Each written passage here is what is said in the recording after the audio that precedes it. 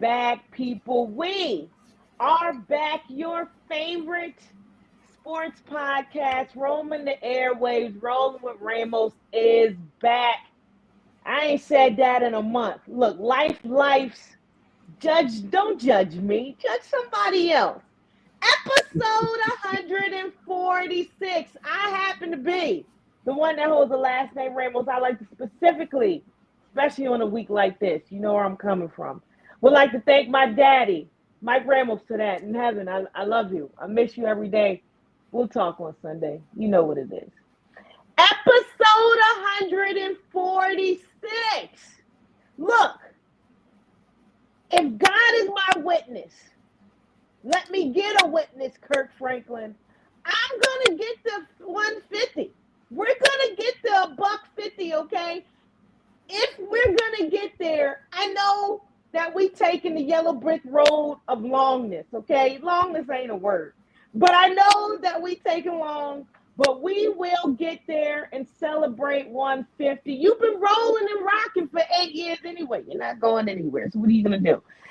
Episode 146 is only one way to do 46. I had to go on the archives. Y'all know how we do this thing. We name the players after the one that wore the shows after the players that wore the jersey. You know, in honor of OTAs, in honor of the burgundy and gold. You know, there was a lot of lost burgundy and gold as we celebrated the year that was last year. I'm going to let it go. I'm going to erase it. Best year of my life in a long time. Because we got a new one coming. But episode 146, just in case you forgot about him, we didn't. The Alfred Morris edition. And, you know, we didn't plan on wearing all black. I didn't know this was going to happen. You know, I just put on a shirt. I didn't know what y'all was going to do. You know, if you want to know anything about superstition, I wear the logo. Every show, you know, I just find a way. I gotta wear them all the time. But I didn't think we were gonna wear all black. These gentlemen, first of all, Tristan, you can't dodge me if you even try. So, welcome back. Thank you for answering my call, because you couldn't do it anyway. Yeah, I'm definitely excited to be back on. It's been a minute. Like we always say, you know, life be life, and it's not even anything bad. You know, it's just the job demands a lot. You know, we do a lot of things. We're adulting, as we say, so a lot be happening. But it's definitely great to be back on the show. It's great to see your face. We got Q on here, so we know it's going to be a good time. I'm excited to get going and talk about a lot of stuff that's developing in the sports world. So. And you dummies wanted to be adults so bad. Right. I know. Are you happy? I would go back to 16 in a heartbeat if you begged me. Absolutely. Quinn, 2 N's with an E. Don't just give him 2 N's without it. I told you the moment that I realized that I'm really a blonde. That was epic. Anyways, Quinn Lowe, half of Sports Q&A. I don't know if the Al of Q&A is gonna join us. But, you know, if you're watching, what's up, pal? Q, what's up, baby? Hey, I'm going to just echo the sentiment from Tristan. Just life is life, but we still got to press through. Sports doesn't stop. Life doesn't stop. So why should we? The conversation is going to always be there. So just have fun with it and make the most of it. And just know, as every season, the team that went 2-15 knows, hope springs eternal for the next season. So that next day that we are above this earth, make the most of it. That's right.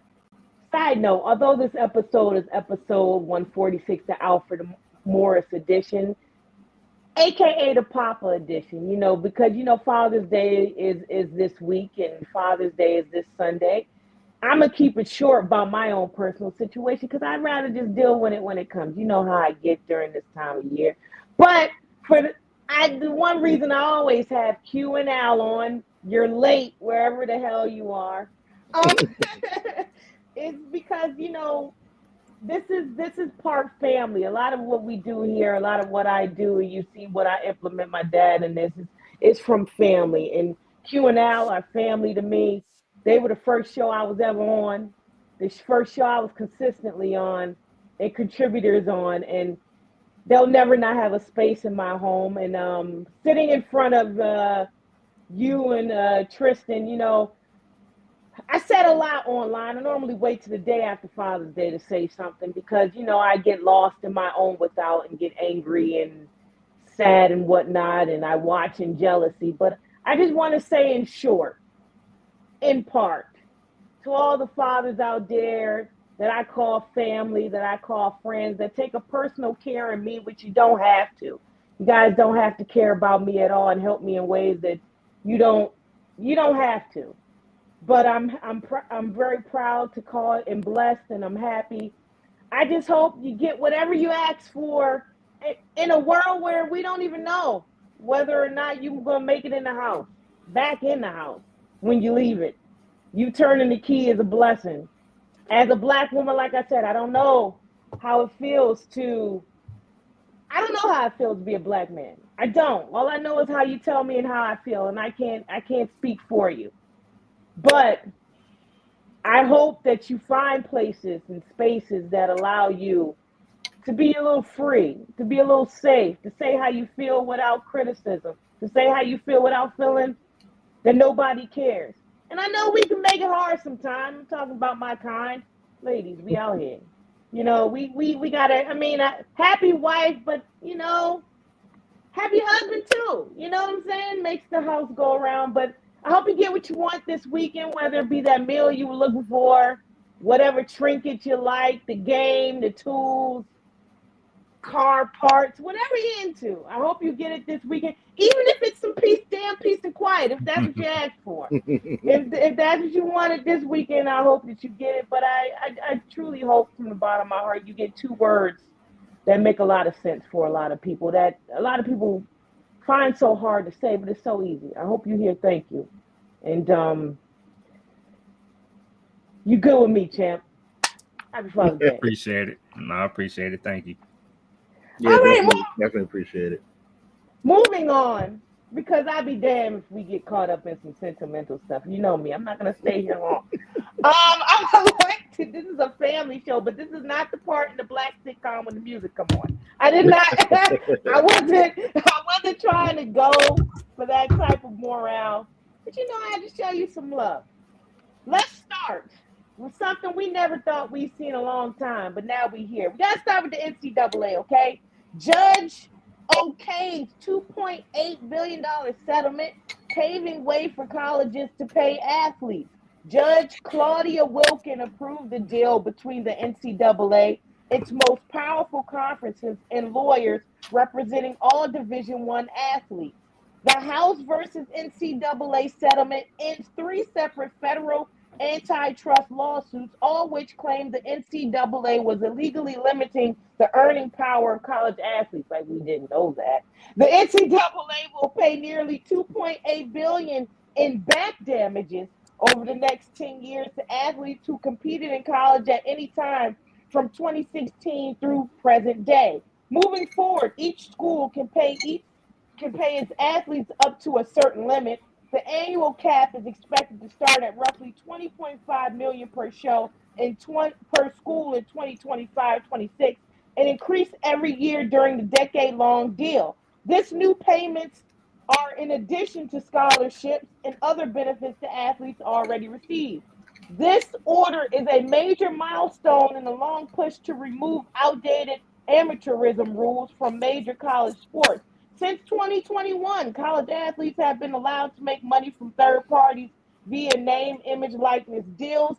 Boosters quickly organized groups called collectives that used NIL money as de facto salaries for their teams, in some cases paying millions of dollars mostly to top-rated basketball, football players. Now the money will come straight from the athletic department. It's historic. Former college basketball stars Sedona Prince, one of the co-lead plaintiffs in one of the lawsuits, told ESPN, it seemed like this crazy, outlandish idea, really, at the time of what college athletes could end and should be like. It was a difficult process at times, but it's going to change millions of lives for the better. Simple question. Is it? I don't care who takes it Oh, first. definitely. This is monumental, and it's going to be interesting to see how things transpire moving forward because of there's no more covert backdoor $500 handshakes that can kind of move and navigate the landscape. And I think that's where we saw programs like Alabama, Texas, Ohio State kind of getting their feelings, because now teams can do everything they were doing up front. But I still think there's a space that could get a little bit tricky with this, because, and I have to tell people this in every conversation I have when it comes to NIL, there is a difference between name, image, and likeness. Even though even in that article it tries to lump them together, I feel that there's still a difference between NIL and the collective payments, because NIL is John Doe athlete having something like this, having a podcast, monetizing off his name, image, and likeness to have a podcast, and he has sponsorships, he has people paying to come on his show, all that stuff, and they're getting paid. I have no problem with that. Where it gets tricky is Johnny come lately, incoming freshman telling XYZ school, oh, I want you to pay me $300,000 to come to your school, or you have to pay me $50,000 to take a visit. That part is still muddy. That still is murky, and I don't like it, because now you're dealing with athletes and the schools entering into these deals with and because there's no legitimacy to it. It's like, okay, at any time the player could decide, oh, I don't like this school no more, I'm out. Or the school decide, hey, I'm not good with this, I'm out. I mean, look at the tackle that was from Iowa that went to Alabama, decided, oh, okay, I want more money, transferred to Iowa, did not even last a month at Iowa, then transferred back to Alabama. Come on now, that was all collective driven. That had nothing to do with, oh, the local dealership not giving him his money for an appearance. That had nothing to do with his YouTube channel not blowing up like it expected. That was a bunch of grumpy old men in back rooms telling somebody, oh, we're going to pay him $1.5 million to come to our school. Or when he decides to go to Iowa, well, we're going to up that number to $2.5 million to keep him there. That's what my biggest fear is. And that's why that in cahoots with the transfer portal is always going to change the landscape of men's basketball and football. Now, the other sports, we're going to see it, but it's not going to be so much because the revenue sharing is going to be there. But when it comes to those two sports, there's going to be so much more movement. There's going to be so much more. Now it's basically free agency. Who can afford me? Who can afford me? I know, and this is going to be based on, because we all know, yeah, this money is being divvied up amongst the athletic department, but we already know who's going to get the biggest piece of that pie. Men's basketball, football, maybe women's basketball, and the most prosperous sport left over for that particular school. It can change, whether it's Oklahoma softball, Johns Hopkins lacrosse, stuff like that. LSU track. Mm-hmm. Yeah, and we're going to see everybody try to negotiate their way to these schools, even at the expense of their athleticism being showcased. I want to get the bag, so I'm going to go to this school, even if that means I'm not going to start, I'm not going to do this, or I'm not going to get the exposure that I need. And now this is going to cause issues for, and not just the group, the lower tier schools, but the Purdue's, the Wake Forests within these Power 5 conferences that will not have the budget to keep up with these their own counterparts within their conference, and they're gonna be like, okay, is this worth it? I guarantee in 10 to 15 years, we're gonna see some of the schools that we're used to seeing have men's basketball programs and have football programs decide this isn't worth our problem anymore, and they're gonna dissolve these programs, and that's going to be the new thing. That's going to be the future thing we're going to have to deal with, and it's going to be ugly. And for those, like I joke with people, like if you were in a coma and you came to like from the early 2000s, you woke up and saw this, it's like, what the hell is going on with college sports? And it's no longer be this. We'll never see it as what we saw, as what we grew up watching. It'll No. never be the same. Tristan? I share the same sentiments, and I mean, we might sound like the old school grumpy corner, but there was there was a sense of you know pride with your school. It wasn't because you weren't getting the money. You know, you really went for the sake of the pride of the school. You went because you knew if you had aspirations to become a professional athlete, you knew certain schools you go to, you're going to get on TV. They're going to be a showcase your talent that you're going to be seen on ESPN and stuff like that. Like that's how you worked out where you were going to go. And there was a thing about you might have had to sit behind, people, sit behind people and learn. I mean, but there was someone before Tim Tebow. Tim Tebow had to sit. Chris You know Lee. what I'm saying? Exactly. You know what I'm saying? And then behind Tim Tebow was Cam Newton. Like there were people that were there, that had to sit, had to wait their turn, and they had their time to shine.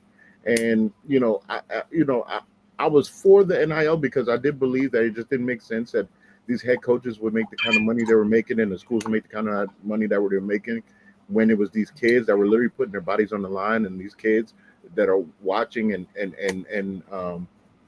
watching these guys make all this money off of what they're doing, and they can't even have their name in the video game to make some kind of profit. Like I always thought that was criminal.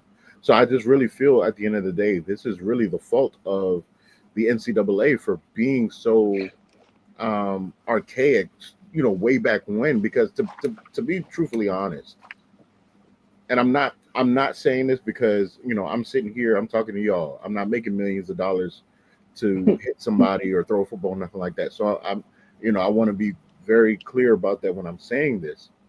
But I don't really recall an athlete, in my opinion, in my mind, as I'm saying it, I don't really recall an athlete that garnered that kind of attention and that kind of impact on their program like some of the ones we used to see back in the day, like the Vince Youngs of the world, the Reggie Bushes of the world, the Tim Tebows of the world, the Cam Newtons, the Andrew Lucks, the Tavon Austins, these guys that were almost Cult almost heroes.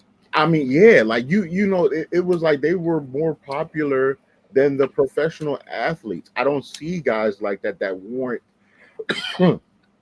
that kind of attention and stuff to be like that today, where you're now like, oh yeah, you got to pay me such and such.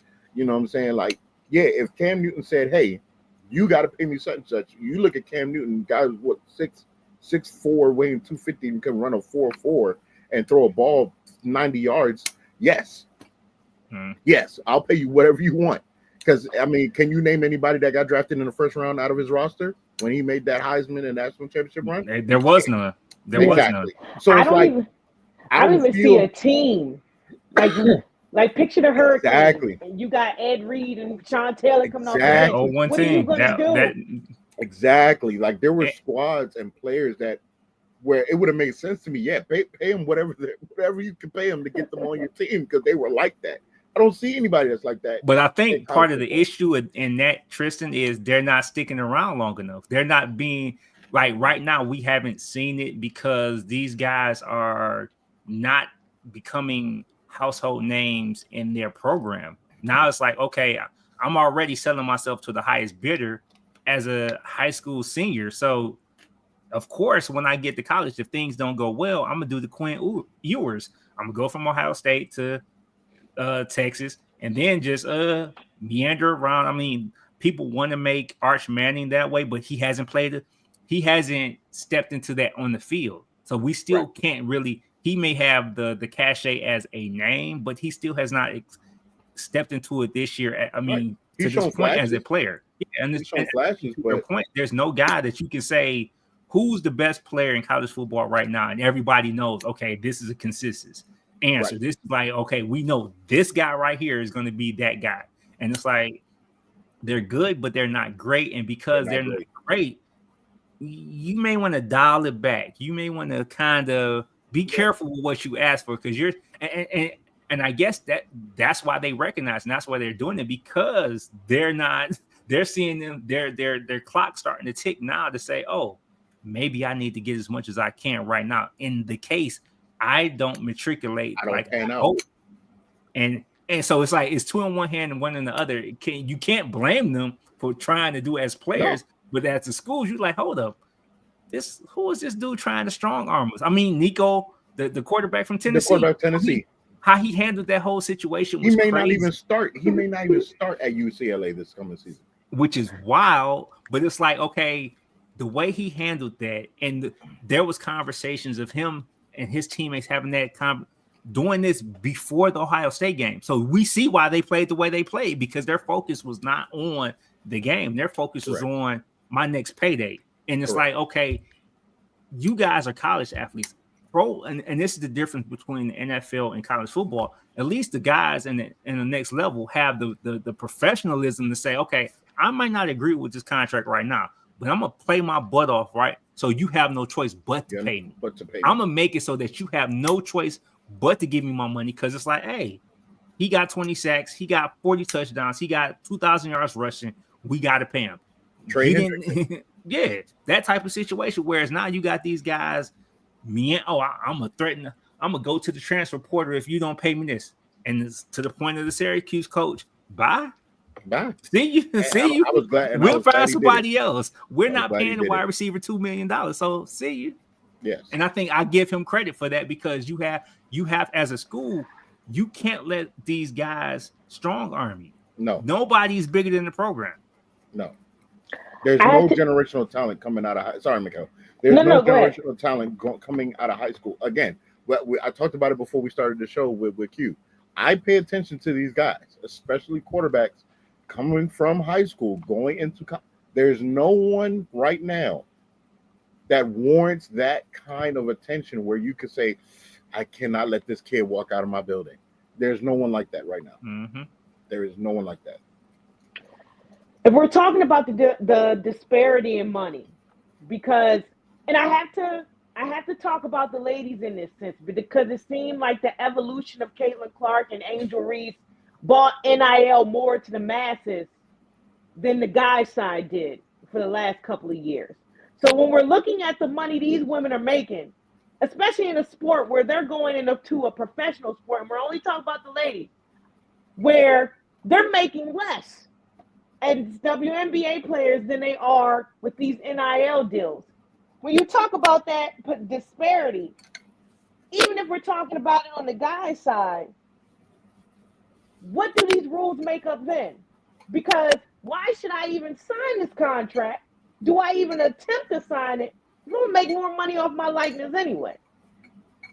I think the women are doing it perfectly, in my opinion, based on what I've seen as far as women basketball, because they're what to me, and y'all correct me if I'm wrong, but from what I see, will they clash? I don't think so. Lord. I don't think so, because women's basketball, one, they allow the girls, the young ladies, to be who they are. If their likeness is there, they let them explore. Explore their avenues and where they can make their money and do their thing, because they know it brings more attention to the program. The problem with the guys is that the guys' side treat their programs as such a juggernaut already that they're just like, well, this is the end all be all. And so that's where the clash is happening, where you don't see that so much with the women, because the women's programs were not put up as like big juggernauts. I mean, of course, we talk about South Carolina, we talk about Tennessee, we talk about UConn and stuff like that, but it still wasn't looked at the way the guys' programs are looked at. So it's more like a cohesion. It's like, hey, you could do your thing. You can go ahead and you know, get be sponsored by that lip gloss deal, or be sponsored by that shoe, be sponsored by that fashion brand, and you could bring that to the court and you could show off all that stuff in pregame and whatever. But then when it's time to ball, let's ball. That was how they let my girl from LSU Flaujae, how they let her do her thing. She was everywhere. She was at the BET Awards. She was doing all her little podcasts. They let her be her. But when it was time to ball, it was time to ball, and she did her thing. So it's like, if you don't distract yourself from them keeping the main thing, do you? It's same. They did it with Angel Reese. They did it with Paige. It just do your thing. The reason why people bring up Caitlin so much, or Caitlin Clark so much, is because Caitlin Clark wasn't really into all of that. Her thing was ball all the time. So it was easy for them to kind of like, maneuver her as they saw fit, because they almost had to force her to do endorsements. Her thing was just like, I'm just ball. But the other ladies have found a way to balance it all out, to say, well, no, I can have a life and do this as long as I keep the main thing, which is basketball. So I feel like the women have found a nice harmony in doing this. I don't think there will be a clash, because I just don't think they're in a space where either side can make themselves feel like they're bigger than the other, because they can't. And to your point, they need each other. They still need each other. Yes. Whereas men's sports, you still have, and this is the issue that a lot of people are having with it, there are no more stars in men's college sports. So now you're carrying the mantle. These programs are still carrying the mantle, carry these ideas that, oh, you're not bigger than Duke. Even with Cooper Flagg, Correct. Duke was still bigger than Cooper Flagg. No matter how great he was on the court, Duke was still Duke. Mm-hmm. It's still Ohio State football. It's still Michigan football. So it's like, no matter where these kids go, they still have to acquiesce to the demands of the program. And everyone knows no one player, and I guess that's also the thing with football, no one player can make a difference. Whereas I think you have a lot more understanding with women's college basketball, where if you get the right player at the right program, I mean, Caitlin Clark was the epitome of it. It took Iowa from a good program to an elite program for that time period. You get the right player even now, because Tennessee has taken a step back in some eyes, you get the right player at Tennessee, you get the right player at UNC, because all these programs have kind of been forgotten about, because women's sports was forgotten about. Whereas now it's like, okay, we'll build this partnership together. We're going to let you have like your freedom. We're going to let you be because you're going to bring us with you wherever you go, whether you do it intentionally or not. And then if we do what we're supposed to do on the court, that elevates both of us. I'm sorry. And you nailed it. You nailed it, Q. That's exactly it. It's that perfect exchange of the two, because Ohio State is always going to have Ohio State diehards watching Ohio State. Mm-hmm. Michigan's always going to have Michigan diehards watching Michigan. If you're LSU Tigers, go Tigers. You're always going to. You're not going to not watch these teams. You got generations that's they eat, sleep, and breathe. Mm-hmm. These programs. You know what I'm saying? Like we just saw like last season with Drewski with dude say, I don't care nothing but the Tide. That's a real thing. That's what made it so hilarious, because it's like, no, that's how some real. of them are. That's a real thing. You're not, if you are Alabama, if you grew up Roll Tide, do you Roll Tide till you die? My aunt, late husband, God rest his soul, to my uncle, he Roll Tide all the way. You could not tell him any different. It didn't matter. It was always Roll Tide. So it's just like, with that, they hang on to that. The boosters, they hang on to that. It's like, you're not bigger than this. You can't be bigger than this. And again, there is not an athlete like you said, in basketball or football for the men's side that is coming in where you're like, we can't let that prospect go. There's no one coming up that's like that. I think the thing that you appreciate on the woman's side that is next man up, because we can say what we say about Angel Reese, but Flo J just stepped up in the side. We're looking at UConn and it could be a potential repeat, because hey, you're looking at the fact that Paige is gone. Paige was bigger than the program, but AZ Fudd's still there. And then you're looking at Sarah Strong. She still got 3, 4, 5 left in her. 3, 4 years in her. Mm-hmm. So you're looking at the extension.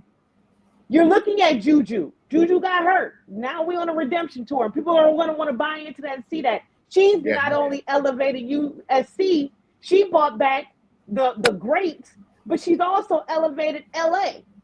And so it's if we look at it from that aspect, when I talk about it from that perspective, because imagine having to play the Fab Five. What happens when you put cultural aspects in this? When you're not just touching the team, you're touching the city. But that's what I'm saying. But that's what I'm saying as far as the women's side. The women programs have done this correctly. They allow the young women to be them. Whatever it is that you want to do it. If it's going to make you some money, cool. As long as you keep the main thing, and that's basketball. We would not talk about Juju the way we do if she didn't ball the way she balls. So she keeps the main thing. But during her off time, she did a couple podcasts. She did things around the city. She joined different nonprofits. She did her thing. But when she went back on that basketball court, she was again the best player in college basketball. And they care about their programs. The girls get paid and they care about the programs. At the height of Angel Reese's power, they were still debating. She was still debating whether she wanted to go into the WNBA or come back to LSU because she's like, I just love the program. I love how they treat me here. I love how it is here. I'm doing great here and all that stuff. Like they love the programs. The guys don't really. The guys have always treated the program as a pit stop. That's like it. A lot of the elite players, so to speak. Yes. It's like they've always, even those that went to Kentucky under Calipari, yes, even those who went to Duke under Coach K, it still was a stepping stone to the NBA. I'm going to add my name to the legacy of these players, but if I don't get there, I don't get there. I mean, the Kyrie Irving situation. It's like how many games did he play? How many games did he play at Duke? Just about to say that. What, 10, 15, 20 games? People barely remember that Kyrie is a Duke Blue Devil. Yeah, but it was like go ahead. And it was like, hey, he's on that list of names, but it's like he's at the bottom. He's at the bottom, but you know why he's even on that list of names? It's because he's a great NBA player and champion. Yep. So they attach. So Duke will say, that's our guy. But he played what, like 2-3 games? Yeah, a handful of games, and it was just the jersey didn't sweat. I mean, you got to get Tom Brady on the ground. You got to get his jersey dirty. Yeah, and that's going to always be the thing. Nepotism in this. EI. There's only one name we can think about when we talk about this because I'm looking straight at Bronny. Yeah. I mean, it's interesting now because there's a new age of all these players' sons that are coming into this space. When you look at Keon or the Boozer twins, Arena's son, Blake's son's coming to Maryland. Look at that one, right? Arena's son and his daughter, and so it's like I think we have to remind ourselves, and I've had this conversation with people how basketball is now becoming the country's club sport. Yes, in high school. And I think that's where we've gotten this conversation of, and I talked to you about the bad sports takes. Oh, it's not the same. Half these kids look at a lot of the rosters, a lot of the people that are coming up through the ranks. They are sons of former athletes. So their journey into the collegiate athlete is not the same. They had the personal trainers. They had the AAU layout programs versus the guy that had to versus a guy like Ja Morant that had to get it from the mud, that had to the inner city, they had to play at the local program, that had to hop on the back of Zion Williamson's back to play AAU to do all that stuff. So it's like there's a air of difference, and I mean, we see it through corporate America, nepotism, and the building blocks of some of these companies have always been there. And it's never been a problem for them. It's now a problem because it's us. Hey. It's us doing it. And it's us doing it in the spaces that we've dominated for so long. Dominated, yes. And it's like, oh, why are they able to do that? I'm like, no one would care if Bronny was the becoming the CEO of XYZ company, tech company, and his dad was no, because that's how they move. That's how they always move. Was the kid the most talented? Was the kid the most deserving? No, but his daddy is who his daddy is, and they made the decision. And it's like I ain't mad at it, and I think because of what lessened my angst with the situation is because there's a G League, and he's able to hone his craft that way. So I'm like, I ain't mad at it. Now, if this was 20, 30 years ago where he was on the NBA roster and just taking up space on the NBA Taking up roster, space, yes. then yeah, I'm like, but dude, he's played a handful of games in the NBA, which was PR, and we all know that. But he's honing his craft in the G League, like all these other kids that were taken in the second round are doing. So let it be. This isn't something to get worked up about. No. We'll see how Syracuse go for the Anthonys, shall we? I kind of like the under the radar on that side. He could ball though, man. Like, oh yeah, Cayenne got a better isolation than his father. Melo's son, he got it, man. It's gonna be interesting. I would have loved to see him play up under Jim Boeheim, though. Yes, just because of the continuation of that, and so yeah. As we finish this conversation, guys, one word is I need a one-word answer to what the question I'm about to ask you, because every time I think of the money, I don't know about y'all, but when you think of NIL, when you think of players getting money, and now we got this in place where the programs are going to pay and the name on the jersey and blah, blah, blah, there's only one name that is going to come to mind that got screwed in this process, but was the epitome of the uphill of it and the downfall of it. So when you look at this situation, as my cat just decides to do whatever, but when you look at this situation and I say this name, what's the first thing that comes to your mind? Reggie Bush. Too soon. Yeah. I know it's 2 words, but too soon. He was ahead of his time. And I think that's where you get even. I have to add him, Tebow, Johnny Manziel, Charles Woodson. These guys that would have killed it in this age of NIL, collective, however you want to call it. Cam Newton. These are guys that would have absolutely dominated because they would have been must-see TV. They would have been on the front page of everything. They'd have been in every commercial, and it's like, and they would have been able to do it freely and without consternation, without upheaval from. I mean, you would have got the hate from the rivals, but like just without the drama that came with it. Yeah. Yep. Back pay. Yeah. Restitution. Yeah. Restitution. That's it. It's just like, because he's probably the number one person I think of, because being a teenager watching Reggie Bush, you wanted to watch Reggie Bush more than watching NFL players. You wanted to watch Reggie Bush. Mm-hmm. You couldn't wait for Reggie Bush to get into the league because you were just like, we ain't never seen this. It was like he was our Barry Sanders when people talked about Barry Sanders back in the day. Like that was who he was for us. And it's like, and the reason why I say like you said, restitution and back pay is not only the fact that he wasn't able to get the money the way these guys get the money now. And I see my boy Brandon's mentioned some names, so I'm gonna put him up here while he's talking. Yeah.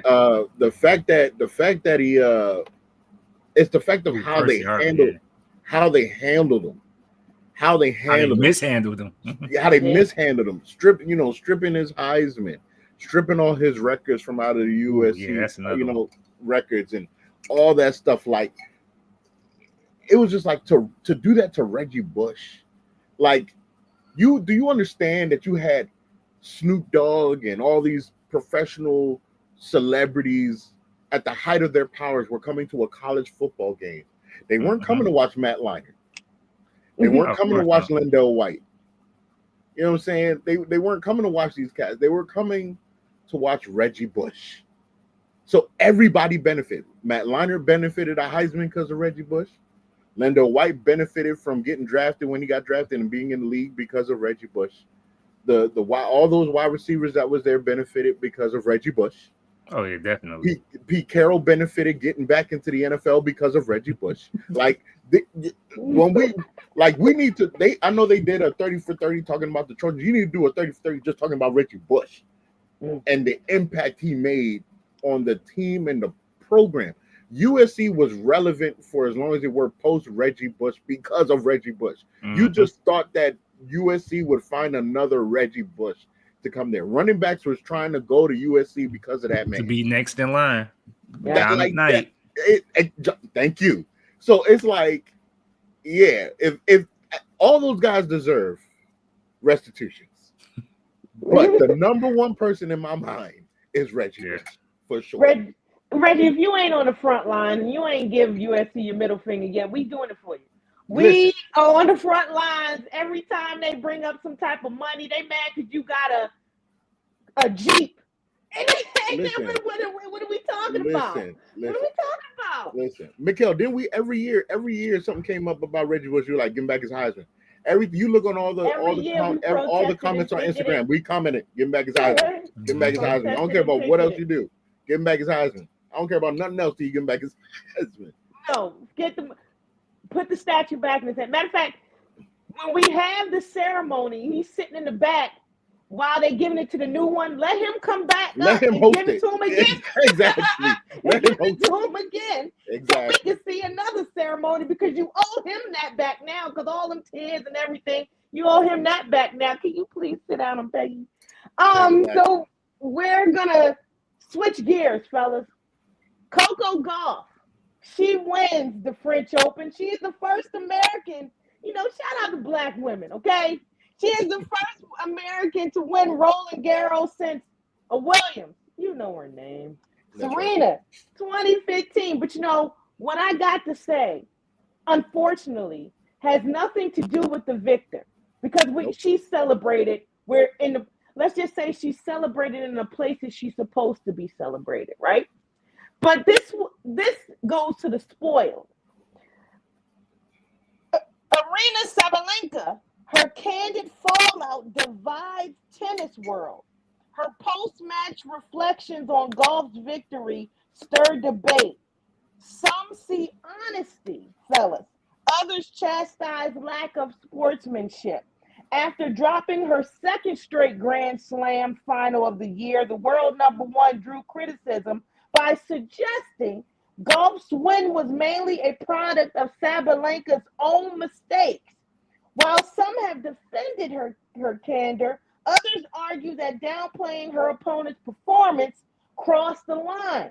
In her post-match press conference, Sabalenka admitted it was really, honestly, the worst tennis I've played in the last, I don't know how many months.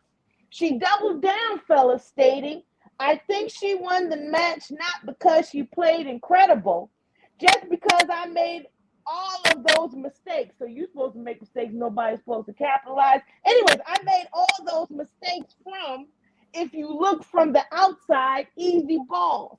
Sabalenka racked up a staggering 70, that's double digits in a whole nother area, 70 unforced errors, clearly uncharacteristic for a player known for dominating with power.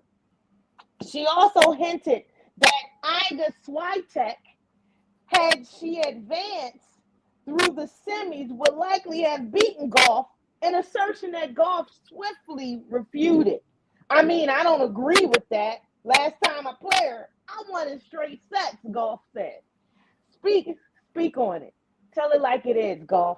Speaking to Good Morning America, and this is the part that I hated. Because why do we have to be humble in both victory and defeat? Speaking to Good Morning America, Gauff said, I was a little bit surprised about the comments.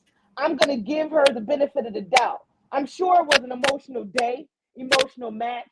She just basically said, you a crybaby, in the most opportune, nice way.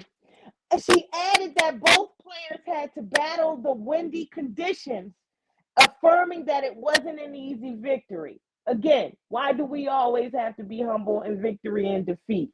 Retired WTA player Daria Seville weighed in during an appearance on the tennis podcast.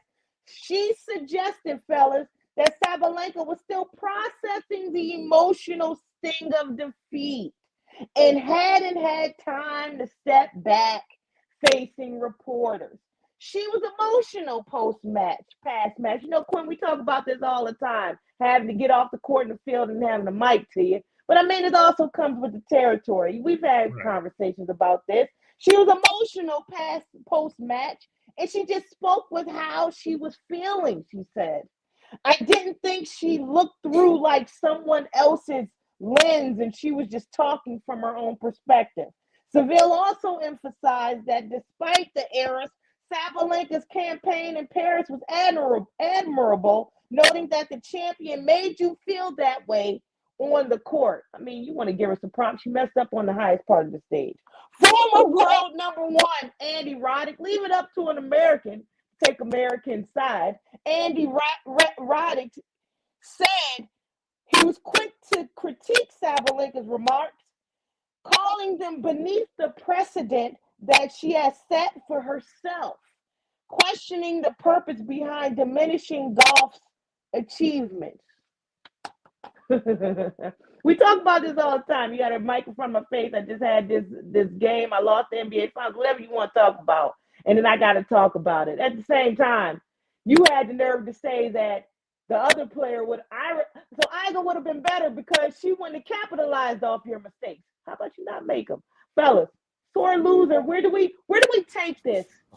In Gauff's approach, as she so eloquently wins this, but this was trash. We always got to take the high road, even when we don't want to, and that sucks. Sometimes it's like you want to just say, "Shut up," but and this is one of those cases. Like, yeah, we know if you wouldn't, that's all sports. If you don't mess up, you can say that with every situation. If Ben Johnson didn't call that trash wide receiver pass with Jamo Williamson, that game we all could play that game. But hey, there's a coulda is real. So right, all you Eagles fans want to talk about 55. Hey, you saw the score before halftime in a one possession game. We beat you already during the season. What do you think it was going to be? Okay, sorry. And there's a space and time for everything, and this is where your professionalism has to kick in, and you have to know somebody's going to put a mic in front of your face at this moment, and you have to be able to handle it and know what to say, even if it means, hey, it was a tough match. I did my best and I came up short, and leave it at that. But for you to say, oh, if I wouldn't have made the mistakes, well, if a duck wasn't a duck, there's so many things you could say to be like, okay, dead horse that dies every 5 minutes, whatever. Right. If then statements that could have been filtered into that situation, and it still would have failed. And then for you to double down and talk about another player that didn't even make it to that championship, how dare you diminish who I am? And that's, I give Gauff all the hand claps for that because of how she handled it. Because in that space, it could have gone completely wrong if she would have voiced her truth. They would have turned it around on her, but she was called out first. Yeah, if she would have responded like 90% of us wanted her to respond, it still, then she would have turned it to victim shaming and all this stuff into the bad. So I applaud her for handling it in the best way that she could have. And so to know, okay, that's where you put a not a boo-boo. I got the championship, kiss my ass and keep moving.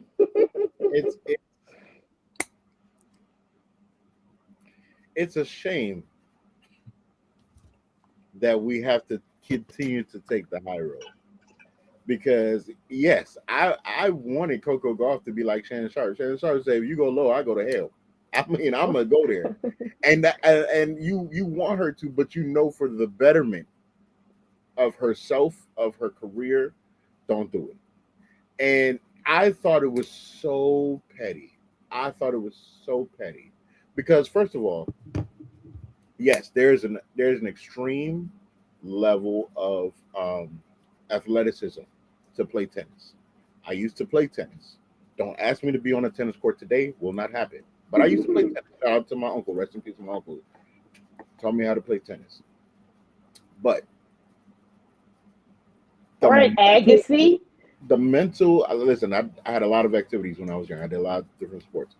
When the mental aspect of tennis is so key because it's literally psychological. You really have to be so locked in and it can go and the exchange between you and the opponent can go for so long, and you have to be locked in that any kind of mental lapse or slip can cost you a point or cost you a round.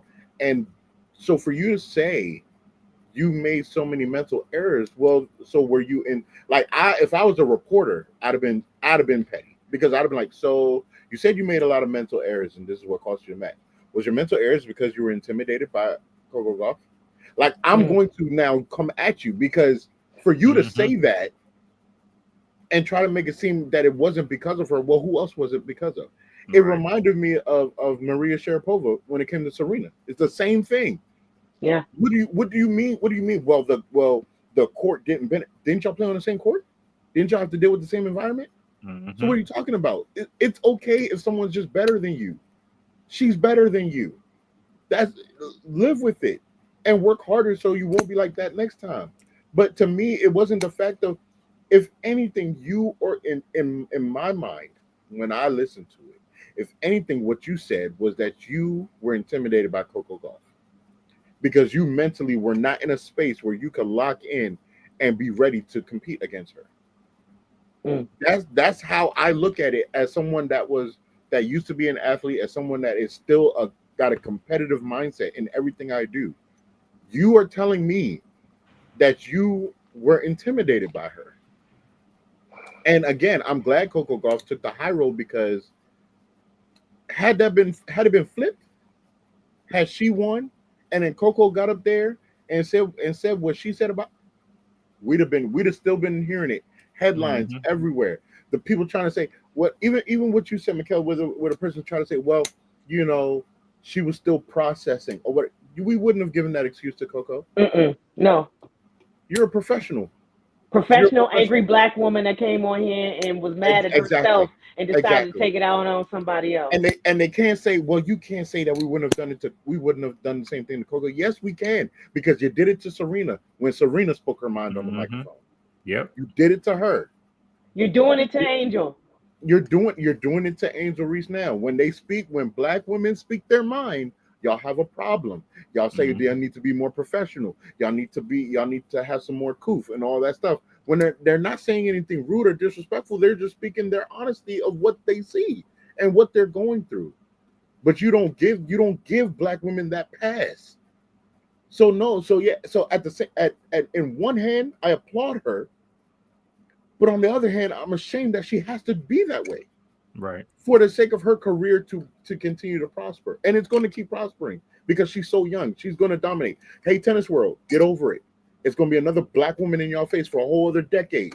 Get over it. Y'all thought y'all were done when Serena said she was retired. Nope. Here comes Coco. Get over it. How even more of a proportion does this mean? Because it takes away the moment of what happened to her last year at the French Open. When she couldn't get over the hump. You saw the obvious rule changes mid-game, and she's voicing her opinion. And people were saying they were unsure. Yes, they were unsure if she would ever be able. They were unsure that she would be able to win the French Open. The U.S. Open is something else. But Americans have a difficulty going to France and getting it done. And she made her own individual hurdle. We talk about we saw the manifestation and writing it down and this and that. I won the French Open. There's nobody else that has won it as an American but me. And the last one that won it was a black woman. And you only took the historical perspective away from me. You only told me I won because you had a bad day. Yep. That's the unfortunate reality of what black women have to do with. It's the unfortunate reality. That's something that was so monumental that should be talked about, should be shared more. That's why I say shout out to the New York Liberty fans and to the New York Liberty organization. Her first WNBA game, she got a standing ovation. I'm so ATL. Like shout out, like you're so silly. Like shout outs to them for giving for the crowd in the arena, for for Sabrina, showing the love. Shout outs to them, giving her that standard, giving her the rightful flowers that she deserves, because what she did was so monumental. Yeah. And we have to, even us on the show, having to talk about what this this other person said, instead of, like you said, Mikhail, you addressed it, saying we got to talk about this and not even highlight what Coco Gauff accomplished at a young age at that. Like, it's crazy. It's crazy to me. But listen, tennis world got to get over it. Y'all going to see this black girl magic for a long time. Get over it. I mean, wait till my girl Naomi get herself back on right. We've all been at spaces at the job where we've watched other people get in certain situations, and they're talking to you worse than I am. Yeah. When we talk like this, we're aggressive, and we just trying to get the job done at the same time. There's one time that you at least had to get out of character and say, I'm not the one. It's somebody that don't look like you. And to see it on a grander scale like that is just difficult. Again, fellas, we ain't even talking about the victory. Right. We're talking about the spoiled, because the spoiled made such headlines that we couldn't even go on Good Morning America and celebrate how we need to celebrate. Right. But shout out to Coco Gauff. Going into some WNBA news, it's not a lot. First of all, shout out to Aja Wilson. She's out, concussion protocol. She hit her head. Hopefully things get better with her. Shout out to Paige Beckers, career high 34. 35. She's back. Yep. 35. She got herself together. Kiki Arafin. Hey, if you're looking for the offensive rookie of the year, baby.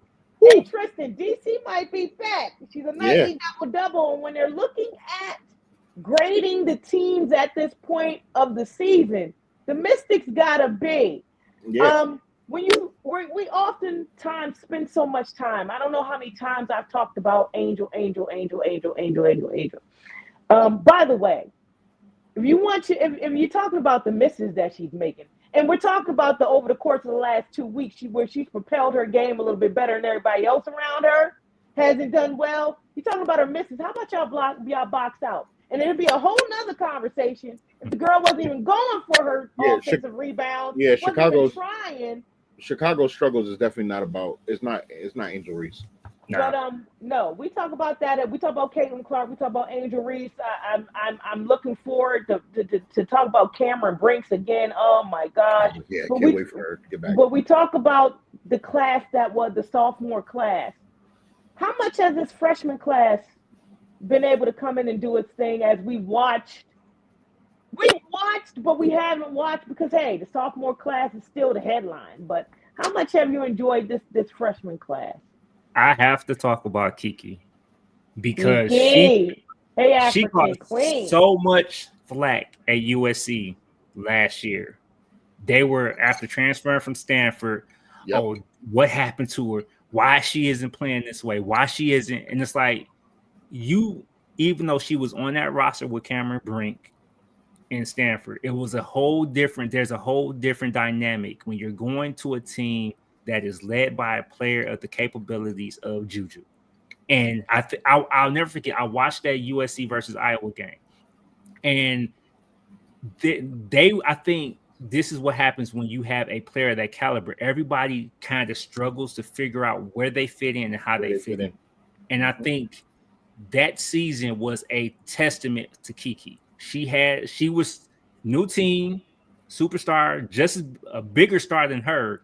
And it's like, how do I navigate this? How do I find my niche as a player and contribute to the goal of the team? And she had some moments where she struggled, but it was like every time someone would say, oh, she's not playing well, I would go back through the box score. I'm like, she's stat stuff and she's not doing what she did when she was at Stanford, but she still was contributing to the victories and doing what she had to do to get the dubs, help the Lady Trojans get the wins. So to see her having the success that she's having now in the W is like, that's one of them. I told you, motherfuckers, she was good. I told y'all, don't sleep on her. And they slept on her for so long. And then it's great to see her coming into her own. And it's going to be, especially with Paige. I really hope Paige gets things back on track because of her injuries and all that stuff just being derailed to kind of slow the start here in Dallas. But it's going to be interesting to see how these girls come after the championship cup, getting their legs together. I mean, and we talked about this last year with the whole the number of games and the amount of basketball that these women have been playing, going from their collegiate careers the tournament straight into the WNBA season. Something has to be done with that to kind of give them a break. I'm like, they don't. And I know they're rookies, unrivaled, but what did you do? So it's like just seeing that, and literally won a championship and went to New York. Right. So it's just one of those type of situations where they're not getting a opportunity to kind of take a breath. And another player, one of the sophomores, Rakia, that's Detroit's finest, has stepped into her own. And I think that may be a testament of someone that finally was able to say, okay, I have an off season. I can now work on things. I can go into this, come off my rookie season where I had some moments, played well, but now I can play better. Now I can focus on some things that I didn't do so good. Now I can get stronger, get more of a WNBA body, a WNBA mentality, and now it's starting to show up in LA. And it helps that she has a great leader with Kelsey Plum, and so now it's like, okay, now. And this is why, and we always say it with women's basketball, like that's why the team element means so much to everyone. That's why, honestly, that's why I think Chicago is struggling, because the team element is not there where it needs to be, and you're still trying to figure out things, how they mishandled the teaspoon situation, how all these factors are coming in, and you're still got a very young team trying to figure out who they are and their identity. So it's just it's going to be interesting to see how things play out as the season progresses. But yeah, definitely Kiki. Like I know she's and this goes back to what we just talking about, Coco Gauff. She'll never say it publicly, but I guarantee her and her circle is like, see, I thought y'all tried to forget about me, but here I am, and I'm gonna be here, and I'm gonna do what I got to do. And she's with a team where it's like, okay, Washington is going to be able to elevate her and elevate her stardom, because she's going to, I mean, unless something just drastically changes or Paige gets on the heater, I think she's going to be the rookie of the year. Speaking of people that have already been here, because we have this conversation all the time, Q, about we can pay homage to the newbies without forgetting the people that got us. Okay, definitely. And in this generation, that's hard to dissect between the two, because age is here. She got men and women wearing her shoe. The shoe is fire. But when you look, we got to talk about a team that's been there before. The Liberty look good, fellas. They look very good.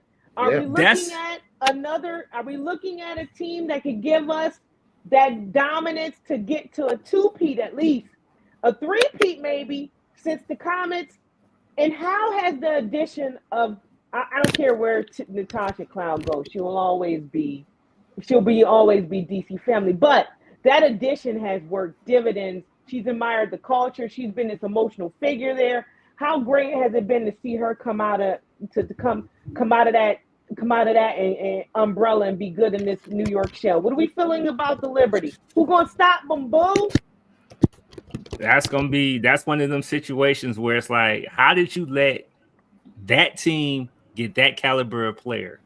And it's like, this is akin to back in the 80s, the Celtics getting Dennis Johnson from Seattle.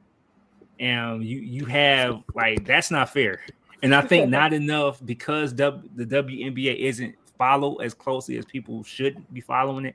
They don't understand how important that acquisition is. And it's not necessarily going to show up in the sexy box score numbers, the points, rebounds, and assists. That is a player that's going to impact that team, the locker room, the cohesion, because she's a great overall player. And now it still may not, even though they're showing some hints of it right now, it's still not going to show up to the playoffs. When you need that extra scorer, when you need that extra leader to step up and kind of stem the tide or continue something rolling, that's dangerous. She had 20 on her own one night. Yeah, I was saying it's not fair. That's not fair. Like, how, Sway? How did y'all let this happen? Tristan, we get in another predicament where you watching that last game in the finals, and Ionescu and they were she had an off night.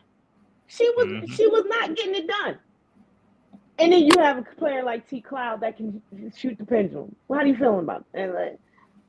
it's almost unfair. I mean, it's like, it's like having it's like a baseball He team wasn't having. on that night. They won that night. How they win that game? Nobody was on that night. Go ahead.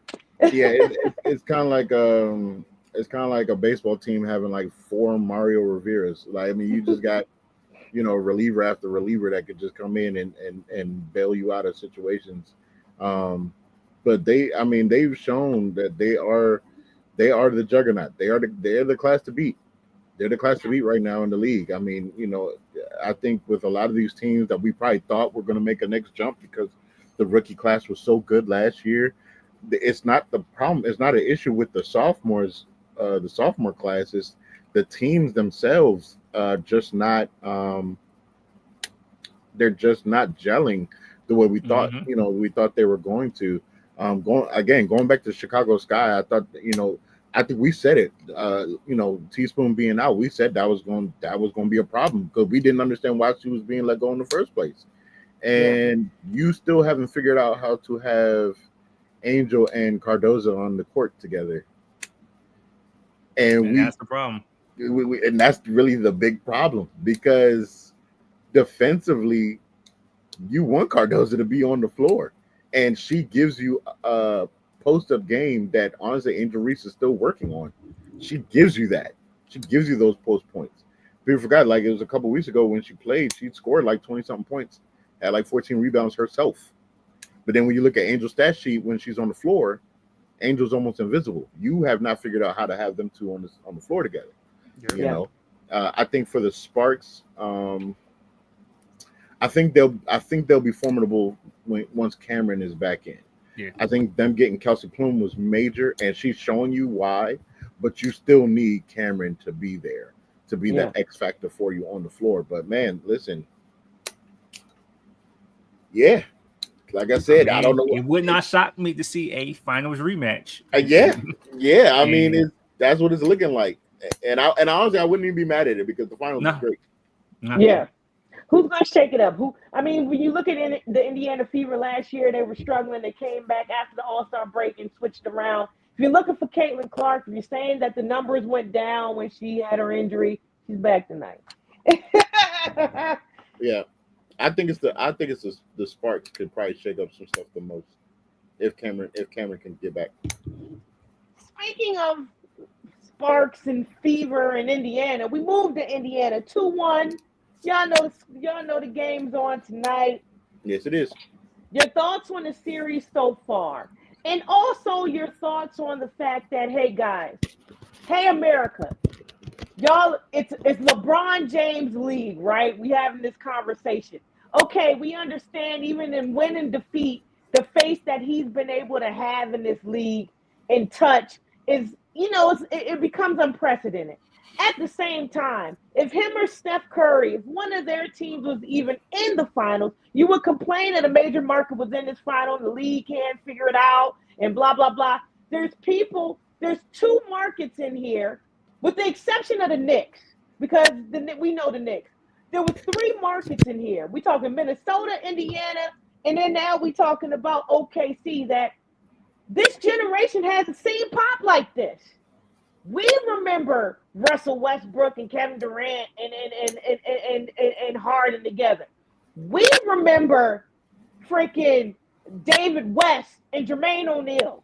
We remember freaking Reggie. I remember watching this in real time. You remember those games. You remember Kevin Garnett. So, hey. Starberry. Yep. But people were saying they weren't going to watch the finals. So you can't ask for what you're getting, and you get a smart market in there, and then you complain. That's unfair. How are we feeling about this series? I mean, this is, and to your point, you take the names off the front of the jersey, and you put New York, Boston, LA, Houston, even Dallas on any of these. This is heralded as one of the best finals because of the matchup, because of the young talent, because of how both these teams play into each other's strengths and weaknesses. Like, this is what you wanted to see. This is what you, as a basketball fan, you're like, okay, this is basketball. This isn't either even though the NBA is 3-point oriented now, this isn't a team. Neither one of these teams are just chucking and shucking threes haphazardly. It's like you got some wing players, you got the guy, you got size, you got front court size, you got back court size, you got running gun, you got high up tempo, everything. And it's like, this is what you should expect, or this should, as a fan, definitely as a casual, and this is what you should be tuning in to watch, because this is what the NBA should be about. And kudos to Rick Carlisle to being able to sustain all the stuff he's been through, whether it was down here in Dallas, in Detroit, Indiana the first time. It's like he's shown himself to be a great coach. And for that young level of talent, he's been able to mesh the older guys, because Indiana really isn't an older, like Miles Turner is the elder statesman of the team, and he's not old. But when you look at just the Halliburton, the Mathurian, those type of guys, then you look conversely at OKC. This is how you built a dynasty. This is how they took all those draft picks, they took all that acquisition to play the Paul George trades and all that stuff, and flipped it and got what they needed to acquire talent to make it necessary to be here. And this is what you will hope your team is if you're not a fan of a big market team. If you're not a fan of New York, Boston, LA, this is what you know, okay, this is what my team has to do to get good. And you should be rooting that your team follows this plan. Oh, shucks. Nobody told me anything. The city jersey on too. You probably told me. The other half of Q&A finally joins us. Al Washington. What's cracking? What's going on? I know you've been watching. We've been talking. We're talking Indiana.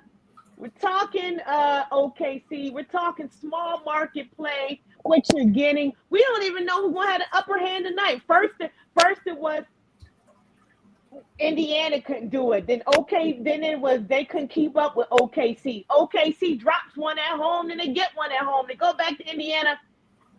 How you guys feeling about the series? You, Al, and Tristan. Listen, this is the gift and the curse for the NBA. Yeah. I think it's the gift because it speaks to just how the game is now, where the super teams are not necessarily the best teams, your big market teams are not. You're getting a percentage of teams that are subscribing to that old school way of having a star and building around it, and you having a window of time that you go after it. A lot of sometimes those stars are by accident or by other teams dropping the ball, but it's the gift and the curse. People complain all the time about the big market teams. Oh, I'm tired of seeing the same teams. Now you got two small market teams who have shown in the playoffs. It is not even arguably. Have shown they're the two best teams in the playoffs of how they played against who they were matched up against. That this was the best opportunity. It can end in 6. It can go to 7. It can end in 5. They're evenly matched. They're like they each Achilles heel. It really depends if the other team's star is able to show up and show out. So to me it's best. I'm a person who was a diehard basketball fan. I kind of fell off when the NBA kind of was like step and repeat. We put these super teams together. We go here. I'm not a hater of LeBron, but we follow the LeBron to wherever he wants to try to GM his way to get a ship. This right here is what's best for the NBA. In all honesty, you're going to laugh at me. Yeah, I may lose some street cred, but in all seriousness, because I'm a fan of my teams, I promise you, until probably mid-season, SGA, I have no idea who he was. I literally had to go do the research and be like, oh, this dude, I remember him from Kentucky. And then I start putting the pieces together because he is actually a star that made himself into a star instead of being elevated and then us being disappointed and then calling people bust. So I like how that happened. I like how Halliburton has elevated himself and made that team his team even though he's not the elder statesman of that team, but he made that his team. So this is the best case scenario. NBA, I know that their marketing team and their team are thinking of expansion, because I heard it. They talking about potential expansion. They can use this aspect to build upon that. Hey, there's more than one model to win in the NBA, and we can have teams, because one of these teams are going to get whoever bet that these teams are going to win the NBA championship at the beginning of the season is going to have some money. Now, granted, we know that the Thunder was a better odds than the Pacers, but these teams are playing. This is the best. This is the best of both worlds. I mean, I still can't call it. I have not watched the game. I was at my goddaughter's Quintiera birthday party. Oh, happy birthday! So, Sienna, happy birthday! They still partying now. I had to leave, but because we old. I haven't seen the score or anything. I saw that they got separated and almost brawl, but this is can't miss basketball. This is the thing. The only thing I can complain about is the NBA schedule. I need to bring back more consistency to the schedule of the finals, because it's all over the place. All over the place and too late. Yeah, way too late. I mean, dude, it's the final. 8:39. You can have the market wherever you want to. Whatever happened to the days of having tape delays and having final games start at 3 p.m. like it used to be in the 80s. I mean, I'm just saying, you got to do a better job of marketing for everybody, because I promise you, I don't think I stayed up to the end of any of the games. No, you're going to sleep. I feel that. Literally, I woke up like 2 hours after game one when Indiana came back and won, and like, oh dang, they won. So that's the only beef I have. But NBA, this is the best bet. If you don't see it, you're not trying to see it. You're a fan of players and stars, and not a fan of teams in the league. So that's just my take on it. Tristan, I want your thoughts, but I also want your thoughts on this, and you guys can follow after him. Do you think the discord is because of the fact that we got small markets and the MVP is a Canadian? He ain't even an American. Yeah, it's definitely both. It's definitely both. I had to step away for a minute because y'all know, father title it doesn't have a pause. Black man, happy Father's Day. Happy Father's Day, Al. You missed my speech. But yeah, it's both. Honestly, it's both. I mean, we're dealing with, SGA, who is the MVP. It's not even just the fact that he's Canadian, but it's the fact he's Canadian and plays in a small market. So you can't even advertise him the way you would if you had LeBron, or even for some of the younger guys like a Ant Davis or Anthony Edwards or John Morant, and these cats that are American bred.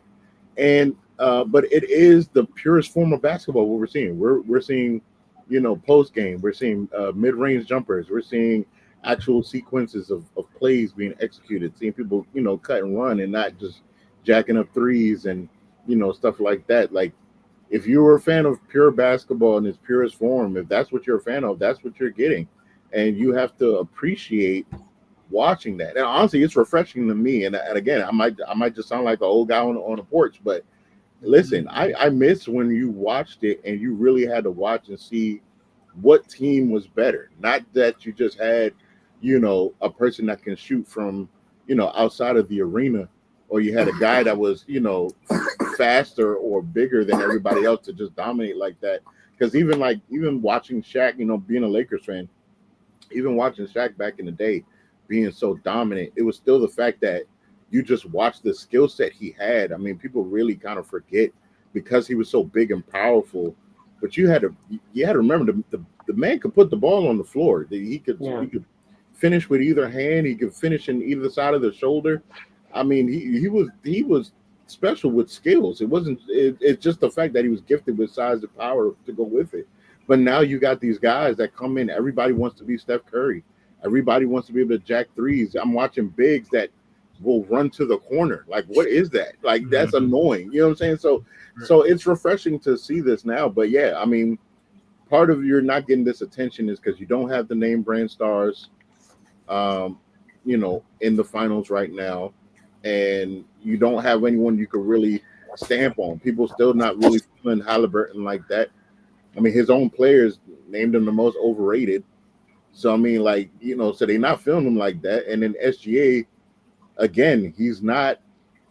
Even though he's fashionable, he got a fashion sense, but he's not flashy. He's not this rah guy. Mm-hmm. He's not that. He doesn't have that kind of personality. He's not all in the media. He's not. Yeah, he's not that. Like he's about basketball. He goes back to his family and it keeps it pushing.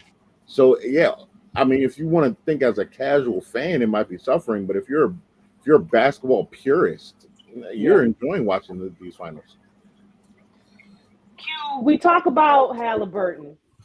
Every time you turn on the TV, somebody's talking about how he ain't this and he ain't that. And he's not he ain't a finisher the other night. This is his man's first NBA finals. Again, we talk about how we ain't seen Indiana since Jermaine O'Neal, David West.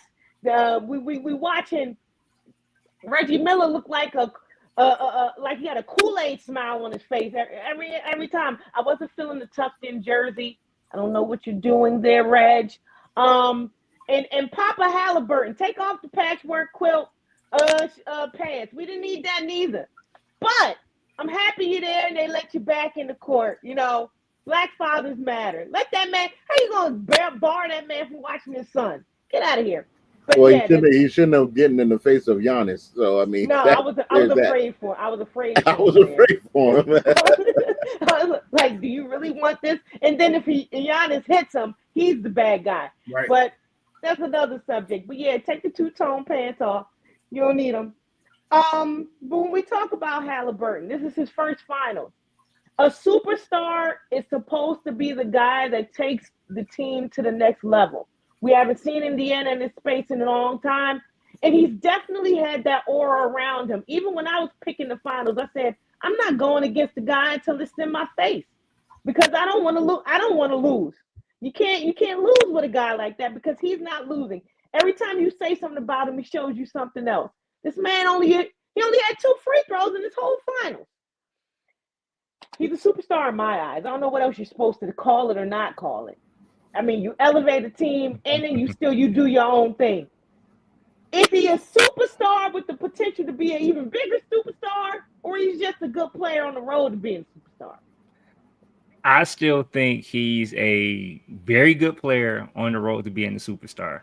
Because I think I look at how the makeup of this Indiana team is. With me. This is good. This is a team collective.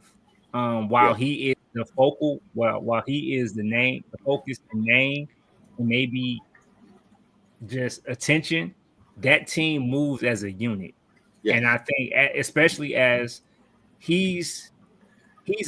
I'll pull from my Pistons fandom. He's a step below Cade when it comes to superstardom. I think Cade has kind of this year. Cade showed some of the gumption, some of the and some of the attention, the attitude to say, okay, I'm the man. And I still haven't seen that in Halliburton. It's like he has moments, but it's still like, okay, if this team needs a bucket, they can go to 3 or 4 guys. They can go to a handful of guys where it's like, okay, and he's had a bunch of moments throughout this playoffs, where he's disappeared. Like it was like, okay, they won despite him shooting 2 for 15 or something crazy like that. Yes. And that's why I think he still has not gotten to that superstardom level. Whereas using the Cade comparison, Cade shoots 2 for 15 in the playoff game, they losing, they getting blown out. Right. And I think that's where he still has to take it to the next level, and he has to be a little bit more consistent in how he moves and operates that way. But it's still there. He's on his way there, and I think just seeing how this roster shapes up after, because there's going to be some pieces moving. I think they were talking about Miles Turner probably moving on and some other things like that. So just seeing, can he get there again? And it's tough. I mean, we all know how hard it is to get to that pinnacle again. So I'm not even going to hold the expectation to get to another finals. The expectation is, okay, where is the growth of this team and this organization going to be after things settle? Like, okay, are we still talking about them as being final contenders? Are we still, or did they fall back? Oh, okay, that was just a flash in the pan season. Are they? Because I mean, we saw what happened. Oh, with now, if Jason Tatum comes back, can Boston now overtake them, or this was a circumstance where they just got the right matchups and the right circumstances? No, Milwaukee was without Dame for a couple of games. New York had their issues and all that stuff. It's like it was the perfect storm. Giannis is going. Yeah, it was like it's the perfect storm. So can we see how can he elevate that team and consistently be up there now? Especially because the East is for the taking. Yeah. Anybody else have anything to this? No, I agree. I agree with everything he said. I mean, it's the factor of, I say he's a star. If you really want to dissect it, I would say he's a star. But a superstar is literally, and it's not even just scoring, but your impact on the game. If you are not on the floor, is there a precipitous drop for your team if you're not on the floor? And we can't say that about them. Now, I don't hold it against them. The organization just did a great job formulating the team around him, and he's really just doing what is asked of him to do. I mean, I kind of put it in the same juncture as the Philadelphia Eagles with Jalen Hurts. Can't fault him that he's not asked to throw for 4,000 yards if the team is built the way it's built. I mean, he's doing what they're asking him to do. But to say if he's a superstar, no, I'm not going to go there yet. And he's definitely had moments. I do believe if he can have a game, a takeover game in this series, and then they go on to ultimately win the finals, and he could get the finals MVP, I would say yes. But there's a reason why. But they're made at this time, so if he wants to make a name, he better make it now. Yeah, but there's a reason why Siakam got the Eastern Conference MVP. Like, you know what I'm saying? Like, it's just like, if you're the superstar, it should be you, right? It should be. Like, you're not, like, no one's going to look at the Minnesota Timberwolves and say anybody else but Anthony Edwards. No one's going to look at the Golden State Warriors and say anybody but Steph Curry. No one's going to look at the Detroit Pistons and say anybody but Cade. It's just certain teams you just understand, like, nah, like, yeah, we're good, but he is the guy. It starts and stops with him. And it's not necessarily like that for Halliburton and his squad. Russell, I just want to add that I think that's the beauty of it, though. Like, so many aspects of you got to have this superstar and blah, blah, blah. Like, superstars are elevated. They're not born now. They're not developed. It's like you're a superstar because you are this player at 8 years old, and we're going to make you be a superstar until you get in the league and then elevate you as much as we can, because it's the marketing of it. That's right. But the way that this team is, and if they win the championship, even if you're going to have some attrition, you're going to attract players that are going to buy into that system. That's right. So you have that longevity to be able to be sustainable. And he can be 100% successful and be a star, even evolve to be a Hall of Famer in that role. Because Quinn talked about the Pistons. You got 3 Hall of Famers that wouldn't be Hall of Famers if it had not been for the success that they had in those runs that they had. Because you put them separately in their career, you're like, let me see. But then you look at what they've done in the playoffs and the championship they won, the runs they went on, then that made the difference. So I think he's in the best spot. The thing is if they lose, will they blow the team up? If they win, will players want more money? What's going to happen? But how the team is built now, if you can add by subtraction and make minimal moves that's going to not affect your culture, it's the best situation for them. Then they can make a nice little run because New York wants no parts of them. Not how they currently New York really, nobody wants parts of New York. I mean, we didn't even say that, but coaching wise, they're gonna fool around and get Mike Brown, who wasn't in the top 10 of their coaching. And I'm not knocking Mike Brown because I actually like Mike Brown. He got the short end of the stick in Sacramento. But that situation is just a tough situation because they win yesterday and it's tomorrow. So it's but I think it's a great situation for him. He's smidget almost too cocky not to be superstar, but I kind of like that. I think he's trying to push that envelope to put himself in that air, and that's okay. He just gotta be ready to take it when he falls short, and and that's part of it. But I like it. I like his game. I like that team. Strange for Pistons fans saying they like the Pacers. I said the Palace, but I'm just saying in general, I just like this. Like, I just like their build because I like how teams are built to win and with what they have instead of reaching out and trying to just plop somebody in and do that. One team answer: Russell Westbrook. Where's he going next? Retirement. I was about to say the same thing. Retire. Let it go. Let it go. None of love TKO. You gotta let it go for sure. I mean, what else can you do? Teddy. I don't like to see great players keep going to the point that they're unwatchable. You talk about this all the time. Yeah. I hate seeing it. I don't want to watch you decline. I know he's trying to chase that ring. I get it. I know you're trying to get it. But I just don't want to see Russell Westbrook become human. I don't want to see that. Yeah. Because he doesn't want to be that bench guy. He wants to be the star.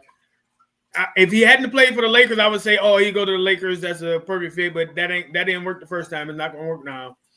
I don't see, unless it's a coaching change, a team that's on that upper cusp bringing him in to be that missing piece.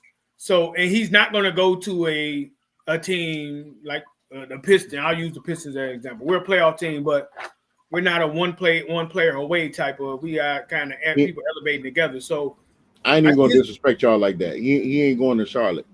Yeah. Oh. Because I like what I see from the Pistons. He ain't going to Charlotte. Yeah, so he needs to do it. I don't think he will because I think he probably has something in the tank, but it's not. Ain't Chris Paul going to the Spurs? Yeah, Chris Paul is doing that to get into coaching, I think. Well, on this train of retirement, as we go into the NFL, one guy said, I don't care what y'all say, I'm not going home yet. It took more than 70 days between Rodgers' March visit to the Pittsburgh facility and his signing, but in the interim, remained in contact with Coach Mike Tomlin, as well as offensive coordinator Arthur Smith and general manager Omar Khan. The delay in making his final decision, Rodgers told the trio, was tied to matters to his personal life, because we always waiting for him to come out of a dark rock or whatever's going on. The Steelers gave him space and respect during that time, one team source told ESPN, and it helped endear them to Rodgers. The rapport that fell in between him and Mike made it to where, as I was going through my personal stuff, there wasn't any other option for me, Rodgers said. It was here or not play. Because Minnesota said nah. With the situation around his personal matters improved, according to Rodgers, as the team wrapped up its second week of OTAs and approached mandatory minicamp, discussions between the two sides intensified the morning of June 5th, according to one team source. The Steelers, though optimistic throughout the process, finally began believing that the deal would actually come to fruition. By Thursday night, Rodgers and the Steelers agreed to terms to end the lengthy courtship. I didn't want to shortchange the guys and sign, but be elsewhere mentally or physically, Rodgers said, until I could be here and be all in. I need to take care of business. Shortly after Tomlin opened the team meeting at 8 a.m. Tuesday, Rodgers stood up and relayed the same sentiment to his teammates. That was the main message. He's all in. Ready to go from now on. That was center Zach Frazier. Are we running it back another year, just in a different jersey? Or can this work in Steelers Nation? He looks really weird in the colors to me. But hey, this man saying he ain't done, let him play. Let him cook. This is the cook what? I don't know. Cook what? Applesauce? What we talking about? This ain't, listen. First of all, this is the most Cook applesauce. unstealer. I mean, This is the most. Well, but that's what I mean. He can't cook nothing. This is the most unstealer behavior I've ever seen from this organization. I didn't have a problem with Russ, honestly. I don't listen. Here's my thing. On a Steelers perspective, this is a lose-lose situation.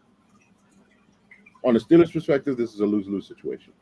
Because if he doesn't pan out and he sucks, then you have wasted another prime year of TJ Watt and Minka and potentially a last year for Cam Hayward.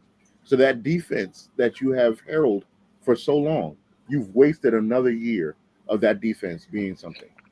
And then I don't know what you do with Mike Tomlin and all that after that. If he doesn't suck, you're only going to be good enough to miss out on a very good quarterback draft class next year because you're not going to be in the top 5 to get one of these guys. So it's I would have been cool with a couple scenarios.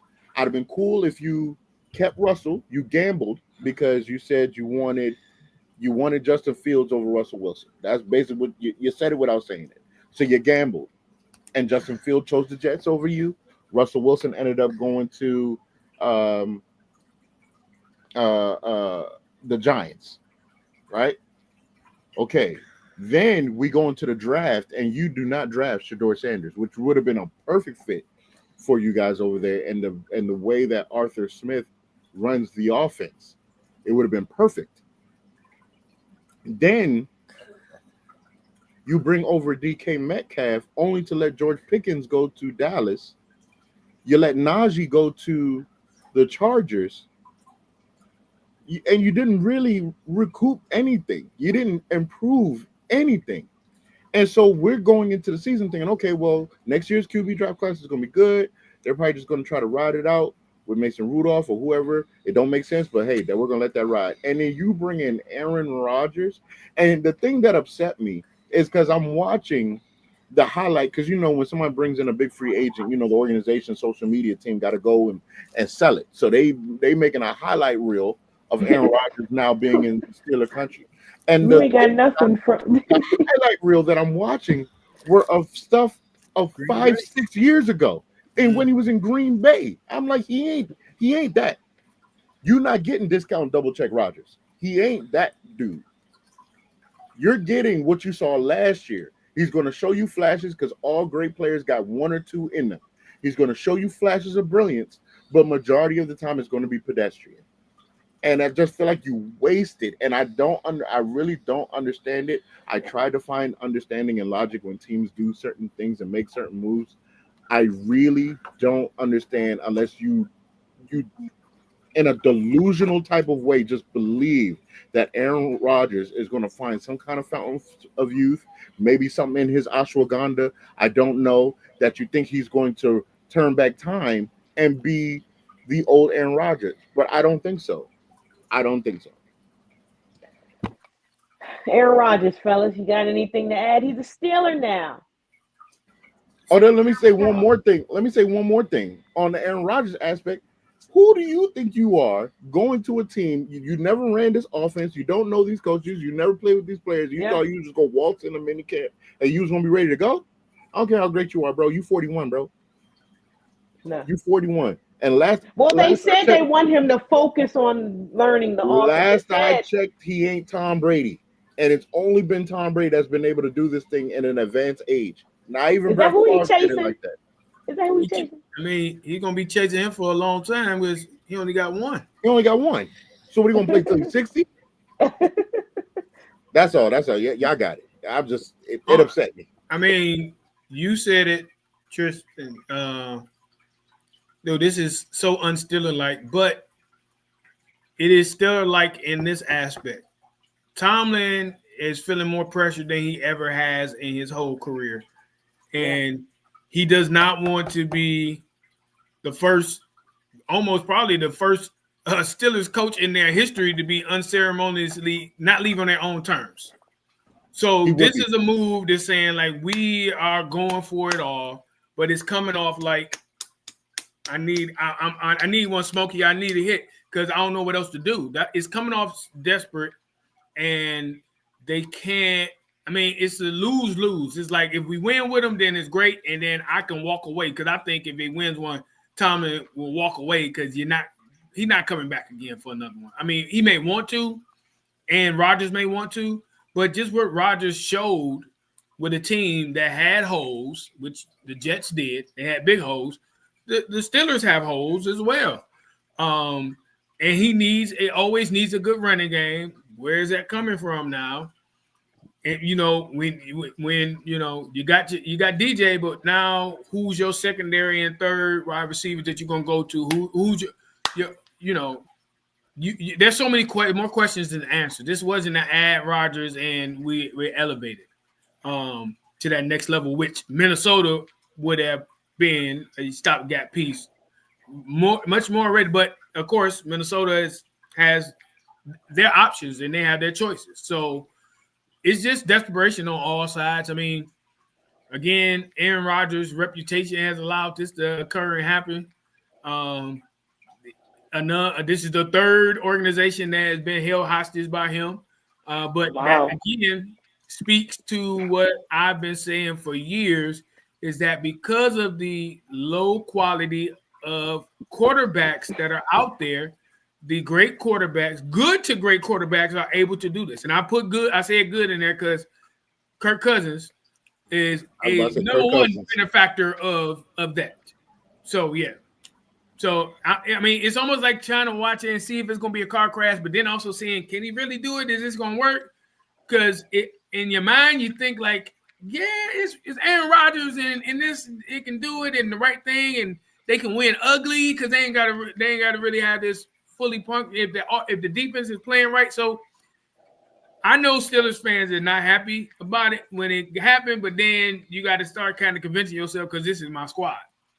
So I need this to work. I need this kind of work.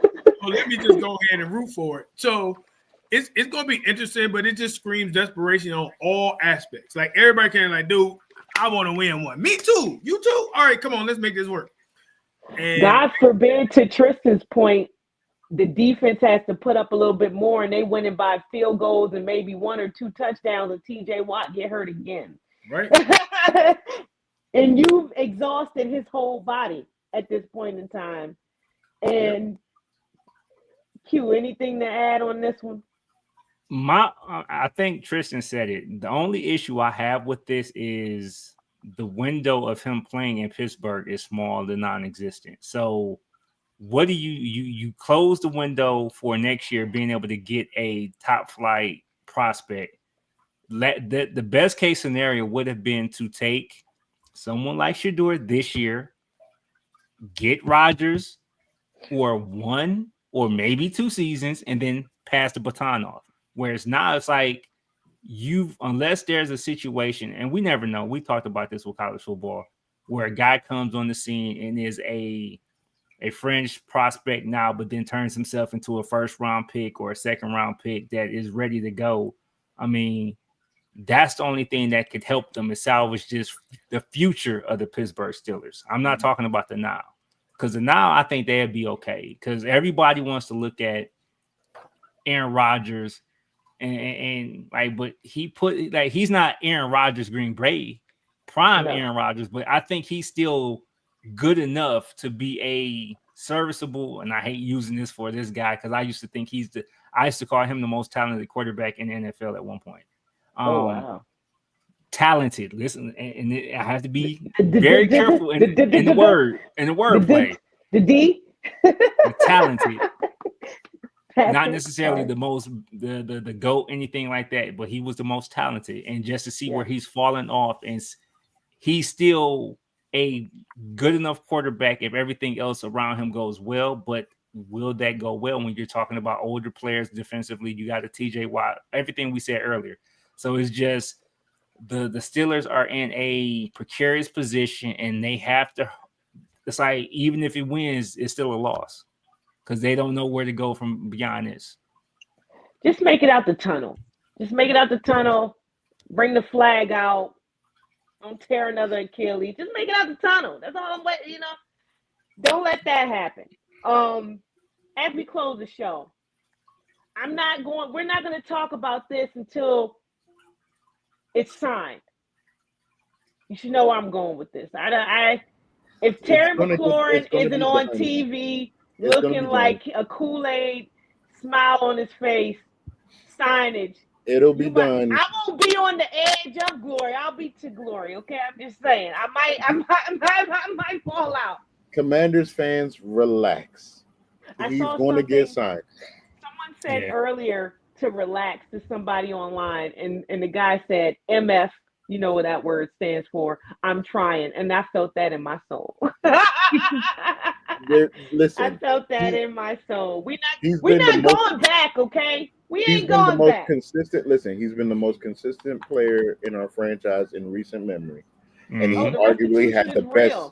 He arguably had his best year in his career last year.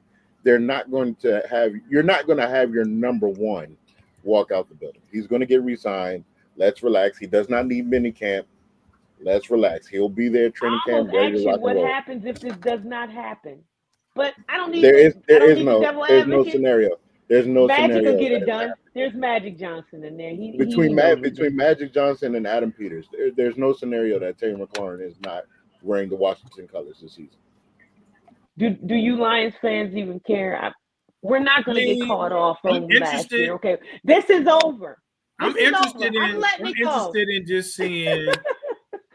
You know how trends go when teams tend to have to pay that wide receiver or wide receivers, how the domino effect affects the rest of the team. I was just looking at your salary cap. You seem to be in good shape right now. I don't know where it is down the line, because that's what always happens. You sign the contract with the big signing bonus, and then down the line, then you have to start making decisions by either trading or cutting folks or trying to restructure that'll do it. What in your opinion, that as Commander fans, what's the number that's the number that's you feel comfortable with if you're the GM? Years and salary. I would say a 3 as far as years, 3 years. Number wise, I'd have to actually look at the numbers for the wide receivers in the league, but he should be right.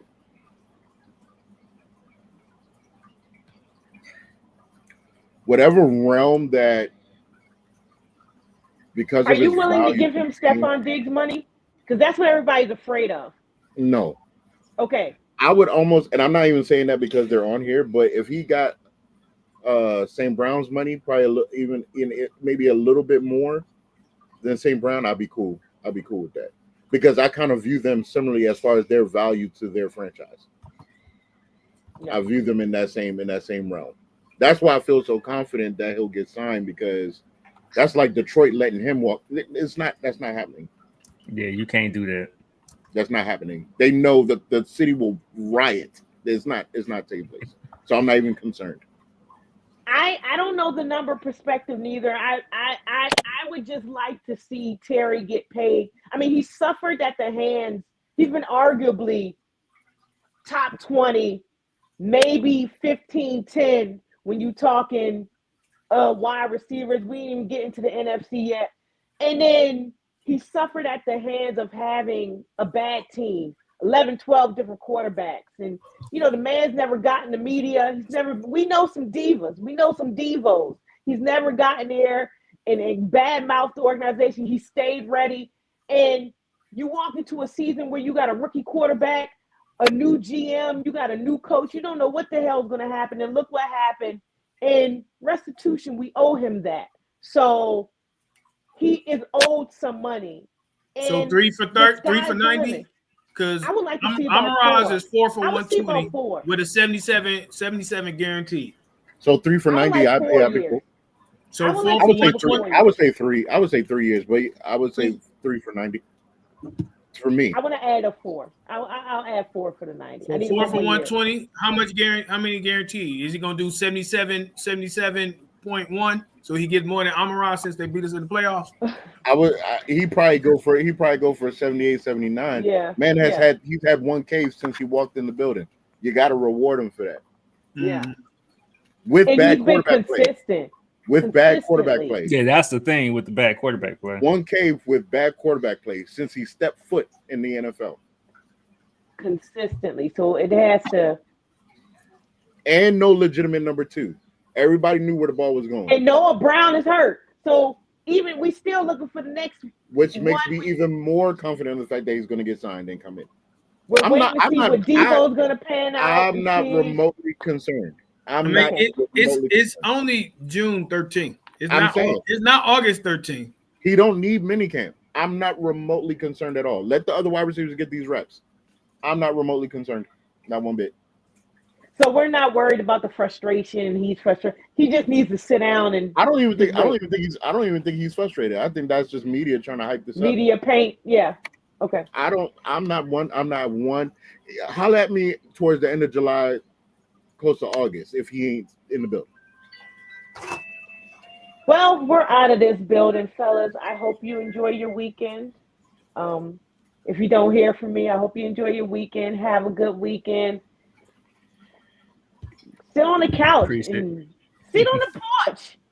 Get a nice brew. Whatever y'all do that makes you happy. Cut the grass. Cut the grass. Okay. That's right. You want to work on Father's Day? Cutting the grass is therapeutic. It's therapeutic. All right. I'm an engineer, so fixing things for me. That's always my happy place. I never forget. My phone had like this little thing where you turn it, the case, and the sprinkles would go back and forth. And Tristan grabbed my phone one day. We were doing a show. He was like, "Oh wow, this is interesting." And he sat there for 5 minutes, and I'm like, "It's just a case." He's like, "No, it's something, whatever." Anyway, those were memories. More memories. I'm making them come back to DC. You know what I'm saying? Things might change. I'll be back. Anyways, fellas, enjoy your weekend. I don't care. It never rhymes, but it's mine. This is my show. You tuning in, right?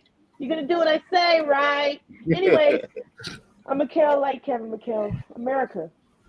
146, the Alfred Morris edition. 147. Look, when life doesn't call, we'll holler. We gonna get the 150. Peace. Deuces. Peace. Peace.